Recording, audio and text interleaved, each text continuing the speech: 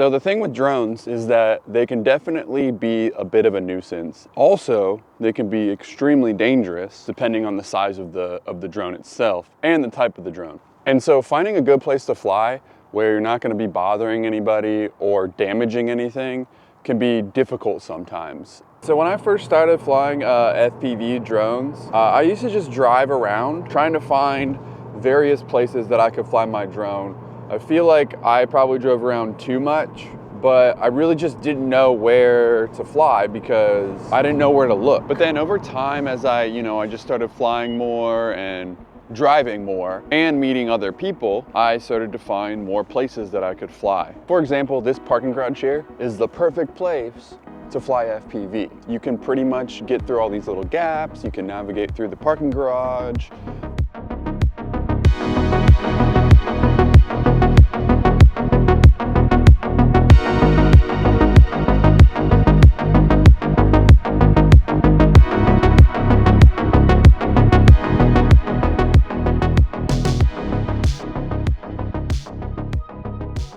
And sometimes when I'd be exploring and looking around for places, I would just end up at a park, just a normal park.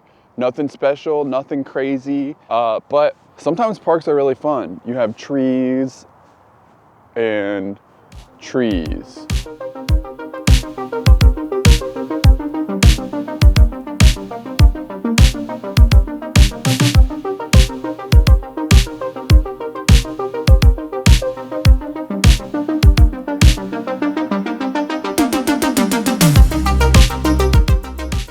For people who don't live in like a city, this may be your only option. So it's really about trying to find those parks and those places where you can really, explore and test your skills or whatever, I guess. It's not always about hitting office parks or abandoned buildings. It's not always, trying to find the coolest spot in the world. Sometimes a park is more than acceptable.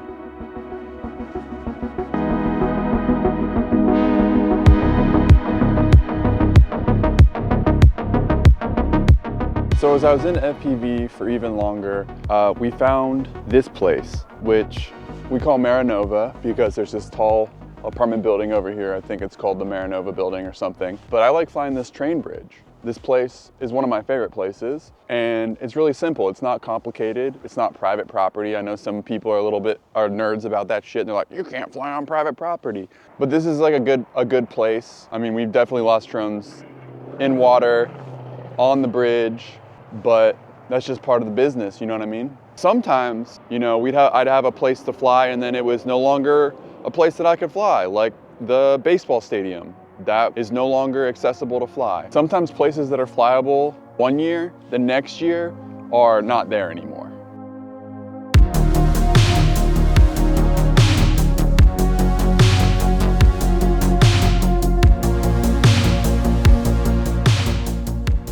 But then this past summer, we found this abandoned mall. It's not the best place in the world, but at least it's a place that I can come where there's nobody else and fly my drone, and I don't have to bother anybody.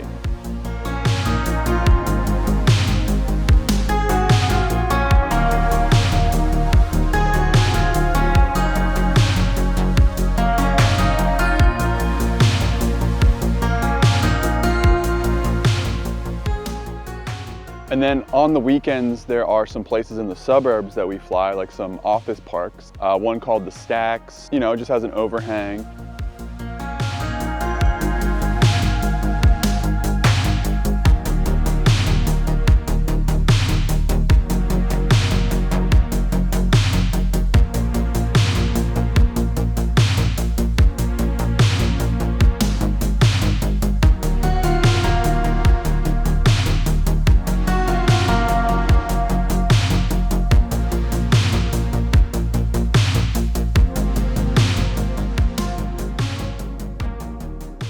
My other favorite place, which is sort of far away from me, but it's still in the city, is this school that we found last summer.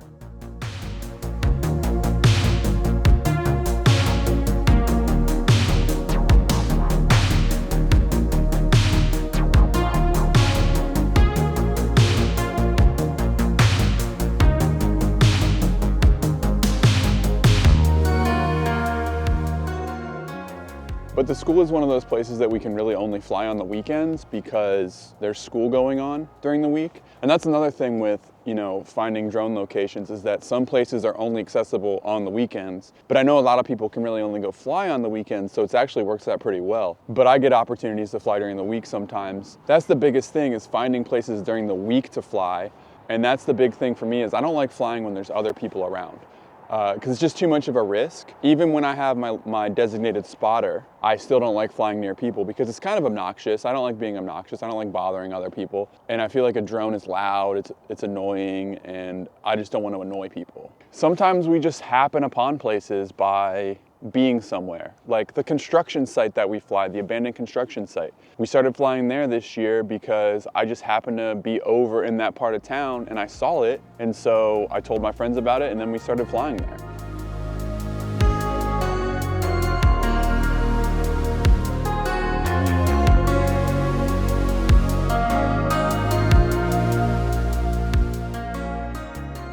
Now, the one thing too to keep in mind is that sometimes places get old and you get tired of flying the same places over and over again. So it's almost like a continual process of just looking around. Also, a good thing that I like to do sometimes is I'll just get on Google Maps and start looking around in Google Maps and seeing if possibly there are places that I can fly. And then I'll make a list. I have a whole list of places that are possible flight locations on Google Maps just saved as favorites. And then what I do is then I go to those places and I say, hey, maybe I can fly here.